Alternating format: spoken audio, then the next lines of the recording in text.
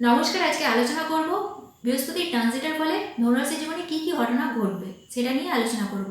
বৃহস্পতি আপনার 7th হাউসে আছে 2nd জুন পর্যন্ত, কিন্তু এরপর বৃহস্পতি আপনার 8th হাউসে চলে আসবে। তো বৃহস্পতি 7th হাউসে থাকলে একরকম রেজাল্ট দিয়েছে, কিন্তু এরপর বৃহস্পতি 8th হাউসে আসার ফলে আরেক রকম রেজাল্ট দেবে। তো বৃহস্পতি আপনার 8th হাউসে আসার ফলে যেটা হবে সেটা হলো 8th হাউসে আসার ফলে কোনো বড় দুর্ঘটনা থেকে বেঁচে যেতে পারেন আপনি।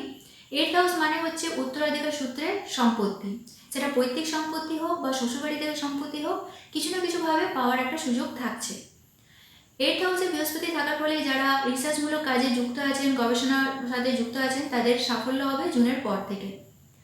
8th হাউসে বৃহস্পতি থাকার ফলে 12th হাউসে দৃষ্টি দিচ্ছে, ফলে যারা বিদেশ যেতে চাইছেন তারা বিদেশ যেতে পারেন জুনের পর থেকে, এবং আপনার খরচা বাড়বে জুনের পর থেকে। তবে ভুলভাল পথে খরচা হবে না, সঠিক পথেই খরচা হবে। বৃহস্পতি আপনার 8th হাউসে থাকাকালে আপনার 2nd হাউসে দৃষ্টি দিচ্ছে। 2nd হাউস হচ্ছে আমাদের কথা বলা। তো জুনের পর থেকে আপনার কথা বলার ধরন অনেকটা চেঞ্জ হবে। আপনার কথার বলার মধ্যে মাধুর্যতা আসবে, সবাই আপনার কথা মন্ত্রমুগ্ধের মতো শুনবে জুনের পর থেকে। 2nd হাউস হচ্ছে আমাদের পরিবার। তো পরিবারের মধ্যে পুজো অর্চনা হতে পারে, কোনো বড় মাঙ্গলিক অনুষ্ঠান হতে পারে জুনের পর থেকে। বৃহস্পতি আপনার 8th হাউসে থাকলে আপনার 4th হাউসে দৃষ্টি দিচ্ছে। বৃহস্পতি হচ্ছে সুখ শান্তি প্রদানকারী গ্রহ, সাংসারিক গ্রহ। আর 4th হাউসও হচ্ছে আমাদের মানসিক শান্তি।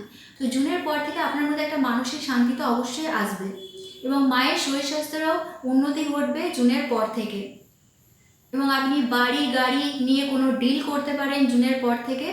তো আজকের মতো এই পর্যন্তই, দেখা হবে নেক্সট ভিডিওতে। ততক্ষণ আপনারা ভালো থাকুন, সুস্থ থাকুন।